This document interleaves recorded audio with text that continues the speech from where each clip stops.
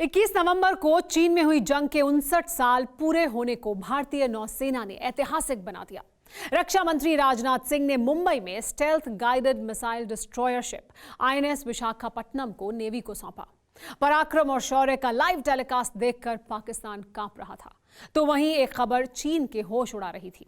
सूत्रों के मुताबिक दिसंबर महीने में रूस के राष्ट्रपति भारत आ सकते हैं और इस दौरान रूस भारत के बीच दुनिया के number 1 missile defence system S-500 पर एक बड़ी डील हो सकती है। चीन के पास भी S-500 नहीं है। यकीन मानिए, अगर S-500 भारत के पास आ गया तो हिंद की तरफ अंतरिक्ष से भी कोई अटैक नहीं कर पाएगा। देखिए टेली सीरीज का ये एपिसोड, शस्त्रागार, amazing fate of India.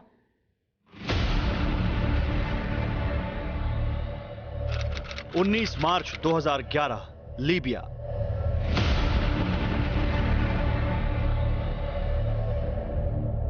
America, Britain और नेटो के कई देशों ने एक साथ मिलकर नॉर्थ अफ्रीकी देश लीबिया पर हमला बोल दिया।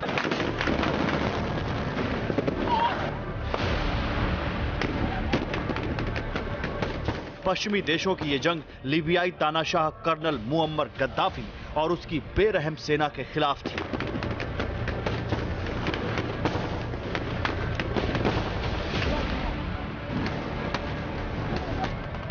उन्नीस मार्च को ही इस जंग में फ्रांस की एंट्री हुई।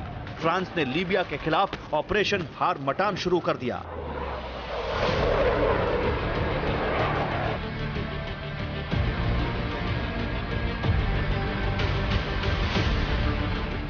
राफेल मल्टीरोल फाइटर जेट ने लीबिया के जंगी मैदान में गद्दाफी की सेना को भस्म कर डाला।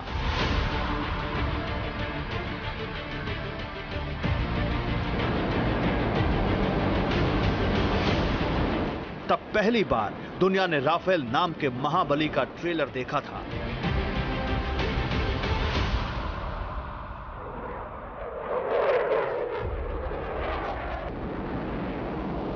आठ अक्टूबर 2019 को एयरफोर्स डे के दिन भारत के रक्षा मंत्री राजनाथ सिंह ने फ्रांस से पहला राफेल फाइटर जेट रिसीव किया। उस दिन विजयदशमी भी थी, लिहाजा फ्रांस के एयरबेस पर ही राजनाथ सिंह ने इस गेम चेंजर की विधिवत पूजा की।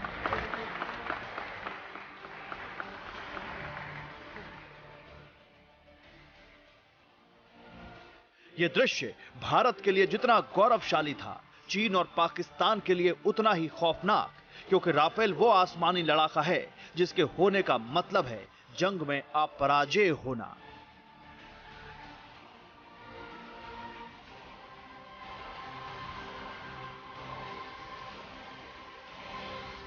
अगर हम रफाल की तुलना करें चाइना के J-20 से, तो रफाल उससे कहीं ज़्यादा आधुनिक और ज़्यादा कारगर हवाई जहाज़ है। इसका रेडियस ऑफ ऑपरेशन 3700 किलोमीटर है, J-20 का महज 3400 है। ये बहुत बड़ा फ़र्क है। दूसरा, ये 5 अलग अलग किस्म के मिसाइल ले जा सकता है और एक बार में 5 टारगेट को ये एंगेज कर सकता है। S-400 डिफेंस सिस्टम से बैलिस्टिक मिसाइलों, विमानों और क्रूज को निशाना बनाया जा सकता है। इसकी मिसाइलें 400 किलोमीटर तक मौजूद टारगेट पर निशाना साध सकती हैं। S-400 डिफेंस सिस्टम से एक साथ 3-3 मिसाइलें दागी जा सकती हैं। इस डिफेंस सिस्टम की मदद से हर हवाई हमला नाकाम किया जा सकता है। अमेरिका के सबसे एडवांस्ड फाइटर जेट F-35 को भी मार गिरा सकता है। किसी भी देश की सेनाएं एक डेटरेंट इंस्ट्रूमेंट होते हैं कि लड़ाई होने से पहले ही उसे रोका जाए, दुश्मन पर हम ऐसे हावी हो जाएं कि दुश्मन में लड़ाई करने की हिम्मत ना हो। वो जब भी हो सकता है जब हमारी सैन्य शक्ति बहुत प्रबल होगी। हमने फिलहाल S-400 एंटी मिसाइल डिफेंस हम रशिया से ले रहे हैं, जो आज के दिन दुनिया में सबसे ज़्यादा कारगर मिसाइल डिफेंस सिस्टम माना जाता है। राफेल के बाद चीन को सबसे ज्यादा डर लगता है S-400 से। रूस का यह मिसाइल डिफेंस सिस्टम ऐसा है कि इसकी तोड़ सुपर पावर के पास भी नहीं है। वैसे तो S-400 चीन के पास भी है, लेकिन भारत के पास S-400 आने के बाद चीन का ये एडवांटेज किसी काम का नहीं रहेगा। बचा पाकिस्तान तो उसकी तो सारी फौज एक तरफ, राफेल और S-400 एक तरफ।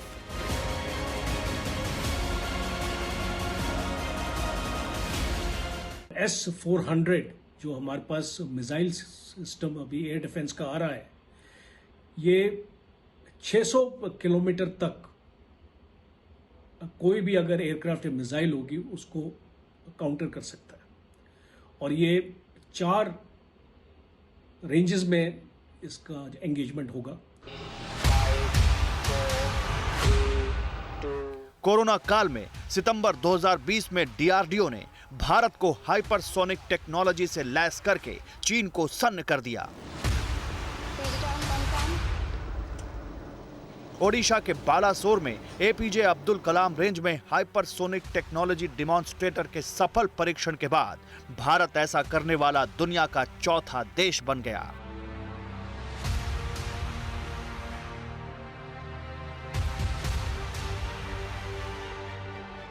साल 2020 में तो कमाल ही हो गया। सिर्फ 35 दिनों के भीतर डीआरडीओ और इंडियन साइंटिस्ट्स ने 10 भारी भरकम मिसाइलों का सफलतापूर्वक परीक्षण करके दुनिया हिला दी। इसमें high speed expendable aerial target, anti tank guided missile, Prithvi 2 ballistic missile, BrahMos cruise missile, laser guided anti tank guided missile, Shaurya missile, supersonic assistant release of torpedo, new generation anti radiation missile और निर्भय क्रूज मिसाइल के test शामिल हैं। चीन की एक और परेशानी भारत का तेजी से बढ़ता विदेशी मुद्रा भंडार है। चीन को डर है कि भारत इसका इस्तेमाल सैन्य और सामरिक क्षमता के अलावा मिशन अंतरिक्ष में भी करेगा। यही डर जिनपिंग को रात भर सोने नहीं दे रहा है।